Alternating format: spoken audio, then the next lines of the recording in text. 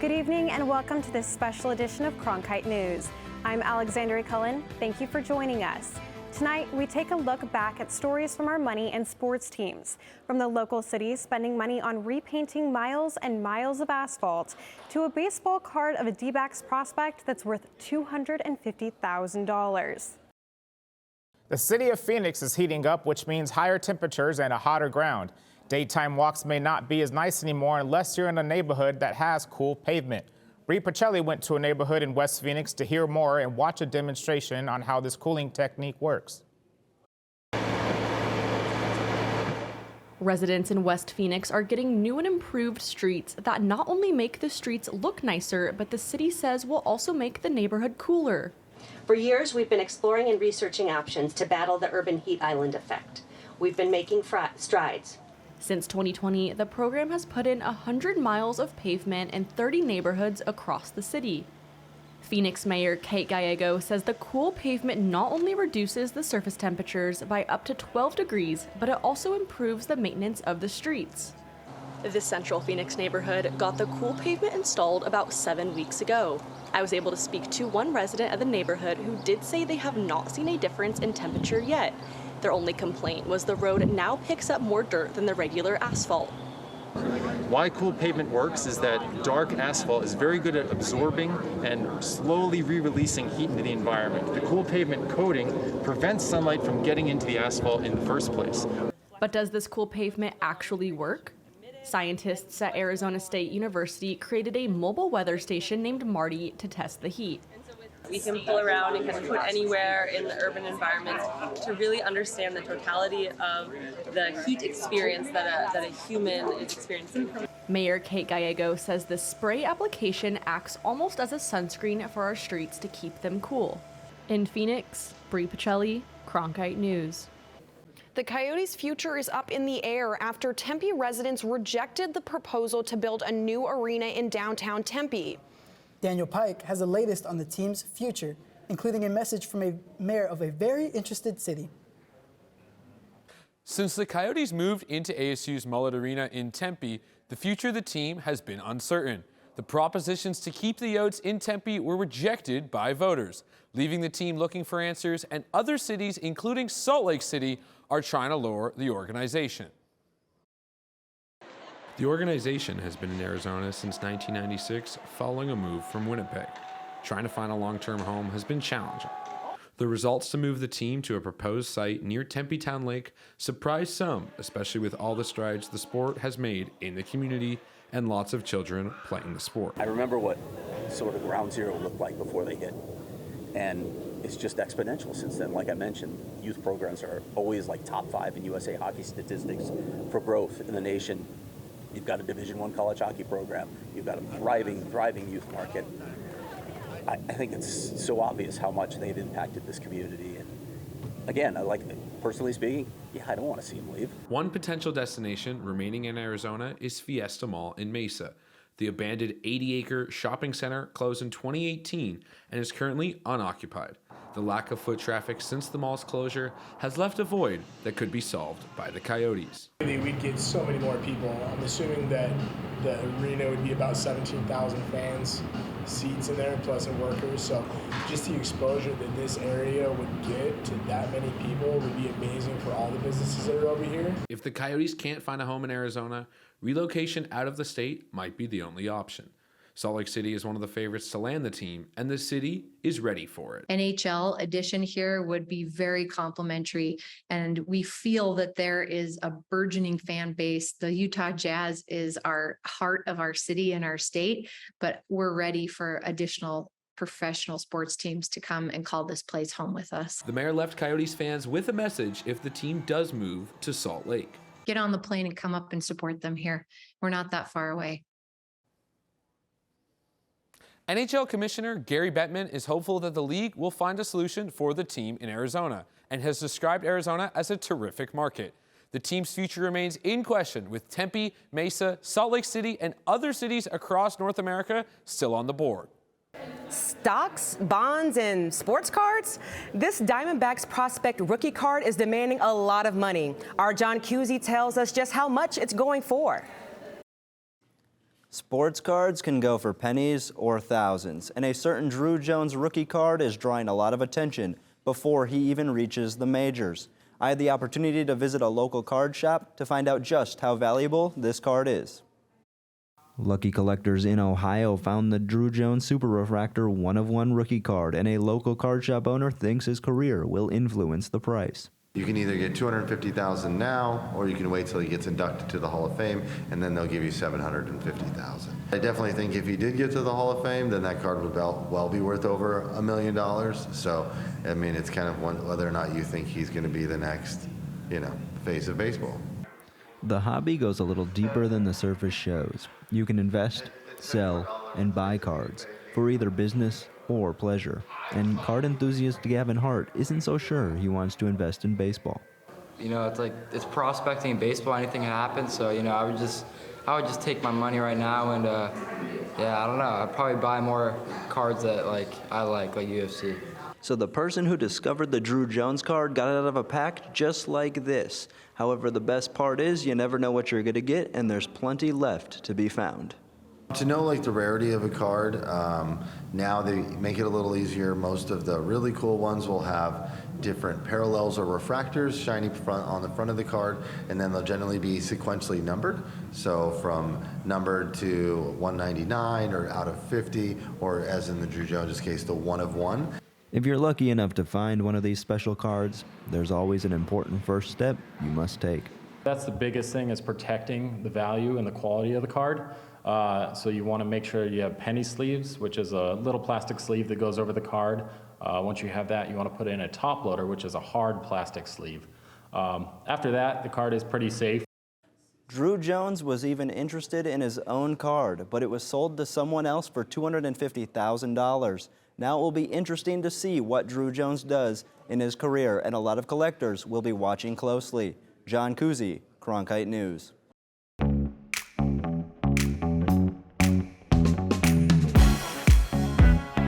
I'm Chef Mark Tarbell. Welcome to Check Please Arizona. You picked this place. Tell us why. It was just so cozy. Anything you order there is going to be phenomenal. I had the meatballs. Garlicky in the absolute best way. They were amazeballs. I was that person that went up to the salsa bar 4 times. Not what I was expecting.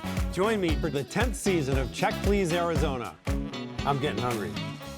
Help your child learn at home with PBS Kids. Together, explore reading, math and science, life lessons, and more right alongside your favorite characters on TV and anytime on the PBS Kids 24/7 channel. And we offer free resources to help with at-home learning. Visit pbskids.org for educational tips, lessons, and hands-on activities. Also, sign up to receive even more information by email. Discover lots of fun tools and ideas to keep your child engaged. Learn at home with PBS Kids. As summer is beginning and pools are opening, the heat is rising. Cronkite reporter Aaron Patterson is at MoMA Plummer Aquatic Center with a closer look into how swimmers can stay safe as the temperature hits triple digits. Andrew, when I think of the summer, I think of going in the pool. And while it's nice to sit in the water and cool off, there are still several precautions you need to take. I got the chance to sit down with 2 people close to ASU who gave me their insight. For many ASU swimmers, the weather in Arizona is an added bonus when committing to the Sun Devils. I'm looking out the window and it's just beautiful out there, and we do get a lot of swimmers who are excited to swim outdoors. However, when the summer months come around, the heat can be dangerous, especially to people new to the area. So if you're not used to this extreme heat, maybe it's your first summer here, then probably it's best to take it down a notch and make sure that you get really well acclimated before you push your limits again. Research done by ASU Assistant Professor Flores Wardenar shows over time, new residents of Arizona are able to adapt to the summer weather. The response of most people is when it's getting warmer to stay inside and move by car. I always try to urge people, especially at the start of the season, try to go outside a little bit more so that your body can use to the heat. Along with adapting to the weather, hydration is a key factor, but it's not just about drinking water. When someone sweats, they are also losing sodium and electrolytes. Pools are often viewed as a way to cool off, but people can still lose fluids while in the water. You still sweat in the pool. And so understanding that dehydration can happen at 6 a.m. when you've got a little even shiver in the water, you're still sweating. And athletes aren't the only ones who should be concerned as summertime rolls around. It gets hot here in the summer, and even if someone's not a competitive swimmer, they might just be out exercising on their own or having their kids play outside. And so I think this is a really good thing to talk about, especially in our temperatures we have here. If you're outside or in the pool and you experience dizziness, dry mouth, fatigue, or headaches, you may be suffering from dehydration. So make sure you proceed with caution. In Tempe, Erin Patterson, Cronkite News. Brittany Griner's home debut with the Phoenix Mercury last month captured the world's attention, and our Crystal Stone tells us how it allowed one local poet's words to speak volumes. On planet Mercury, dreams come true. Like Phoenix, being reunited with 42. Those words illuminated what was a storybook moment for Brittany Griner and the Phoenix Mercury. But who was the poet behind that captivating performance? Meet Jay Tatum. I know you'll break my heart right after you take it for granted. See, I know how the game goes. A local spoken word and hip-hop artist with deep roots in the Valley, having graduated from Arizona State University. Tatum first performed a poetic tribute for Griner last August while she was still unlawfully detained in Russia. But this time, with Griner back, the stage would be bigger, the lights brighter. I thought it was just me, I'm just doing a solo poem. Then I find out there's a track behind me and I'm like, okay, I gotta stay on beat with this track. Then I find out the dancers are dancing with me and I'm like, okay. And then I found out about ESPN like 2 weeks before. Tatum says her ability to adapt stemmed from her unique upbringing, adopted by ordained ministers traveling the world while serving in the military. I was like, that's my baby, that's my baby. Tatum's mother, Leona, lives in Texas. The first time she'd see her daughter perform for a live audience would be in front of thousands at the Footprint Center, broadcast on national television. That moment meant everything. The following day, Tatum released a new album at Shar's Live with lyrics as intimate as the setting. The album was truly a journey and it was about healing. It was about like heartbreak, love, forgiveness, you know, betrayal, grace. Not only does Tatum gift the world with her words and her music, she also shares her craft as a teaching artist, helping young people find their voices. Jay is obsessed with her craft. Merlin Hepworth, also an ASU grad, is the co-founder and executive director of Phonetic Spit, which provides poetry and literacy programs to youth across the Valley. Hepworth says he knew Tatum would be a perfect fit. She registers really high on what young people are attracted to. Through Phonetic Spit, Tatum runs a poetry club in 5 Valley area high schools, but the lessons she instills go beyond what any textbook could teach. You give them the tools to be brave and to, you know, really express themselves and to get it out because these kids have stories that are worth telling too. In this arena, surprisingly, Tatum has never met Brittany Griner, but she says she connected with her longing to be liberated. If we have breath in our bodies and we have our freedom, like we still have options. In Phoenix, Crystal Stone, Cronkite News. The PBS NewsHour, continuing nearly 50 years of unbiased reporting. The speech sets the foundation for Democrats as they push for voting rights. The protesters have not yet been moved, basically having their run of the plate. Covering a broad range of stories. You've got less rain here now, too, right? And they're running out of water. What's it like on that stage? There's this magic. I'm Amna Nawaz. And I'm Jeff Bennett. Join us every weeknight on the PBS NewsHour.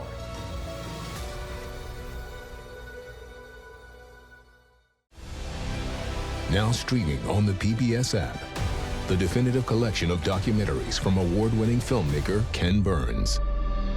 Hemingway, the man, is much more interesting than the myth.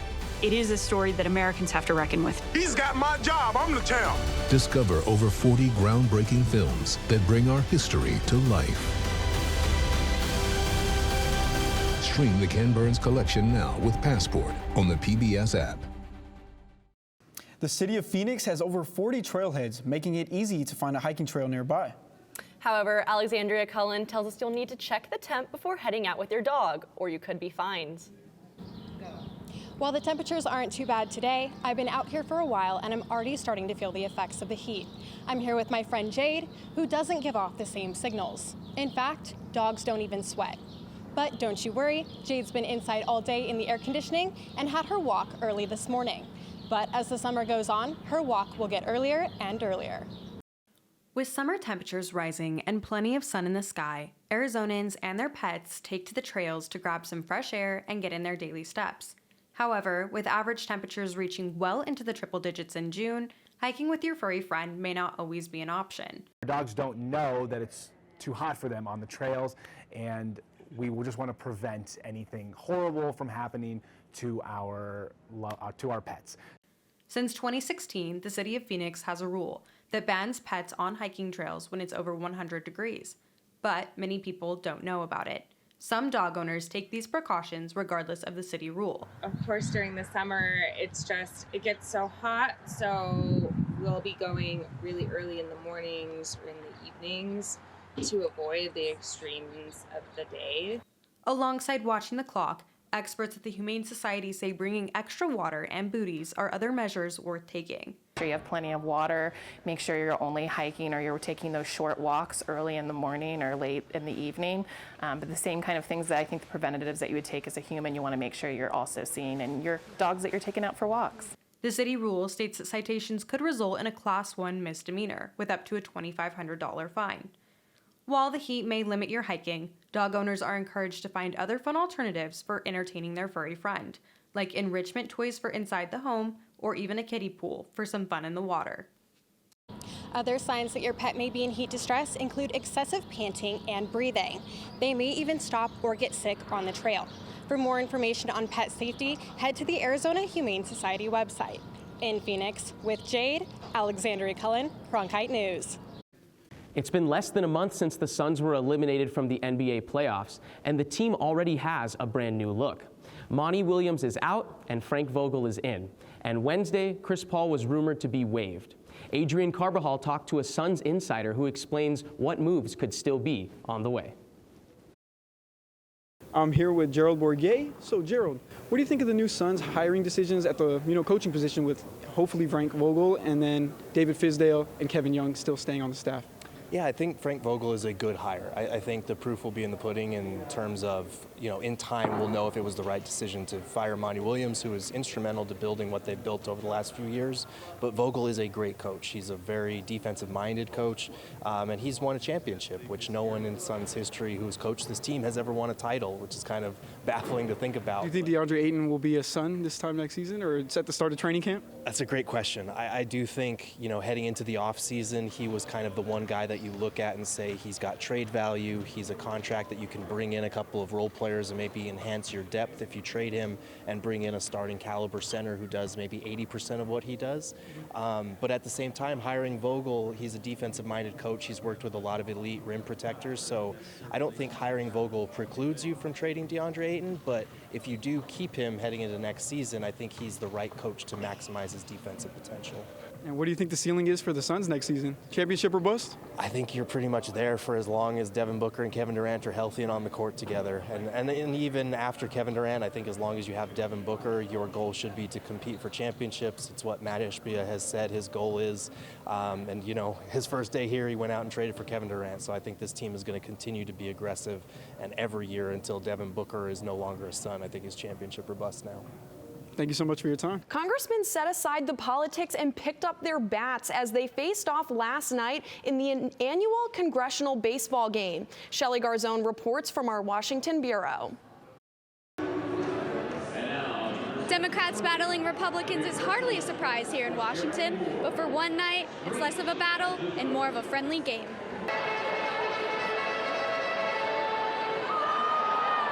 The bipartisan game is a tradition in Washington dating back over 100 years. More than 26,000 fans filled Nationals Park to cheer on their favorite lawmakers at the game, which raised $1.8 million for local charities. It's a camaraderie not just with my Democratic teammates, who are some of the best members of Congress, really good people, but a chance to kind of have a little fun with the Republicans too. So it's all in good-natured fun, and hopefully we'll have a good, safe, fun, close game tonight. Stanton, who played third base for the Democrats, was one of 3 Arizona congressmen in the game. Phoenix Representative Ruben Gallego was on the Democratic team, and Tucson Congressman Juan Ciscomani suited up for the GOP. It was Ciscomani's first game, but a repeat performance for Gallego and Stanton.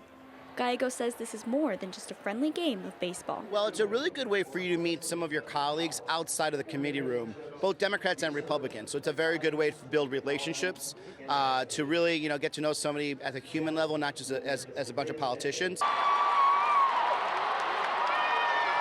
While the mood was friendly on the field, partisanship was alive and well in the stands, where fans were divided in 2 sections, one for Republicans and one for Democrats.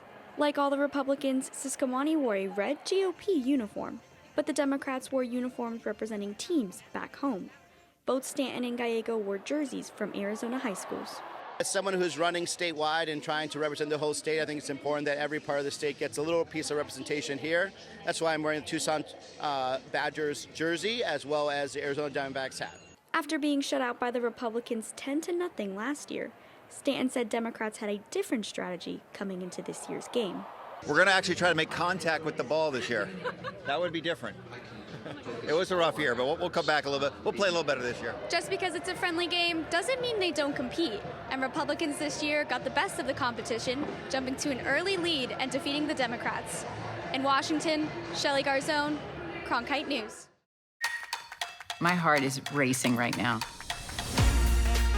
Fasten your seatbelt. You're uncovering the truth. These are consequential things. Yeah. Oh, look at everybody. I feel the presence of all these people. I've got history. No. I wish my mom could be here to see this. Amazing. It's like the most vital stuff, right? Tuesdays on Arizona PBS. Now on Passport. What are you looking for in your life? There's an important story that needs to be told. Is it a sense of your own destiny? Choose your story. Try to help create change in some way. It's a beautiful thing. Not very many people get to see. Once you come into the neighborhood, you are a part of the family. You can be a good person or a bad person. It's your choice. Stop complaining and go actually do something. Now you can stream even more documentaries with Passport on the PBS Video app. This is Phoenix. For over the past 60 years, Arizona PBS has told incredible stories of Arizona's distinctive people, beautiful landscapes, and treasured history. Now relive those memories we've pulled from The Vault. From The Vault is a compendium of the best local PBS programming has to offer. It's fun, it's history, it's you. From The Vault.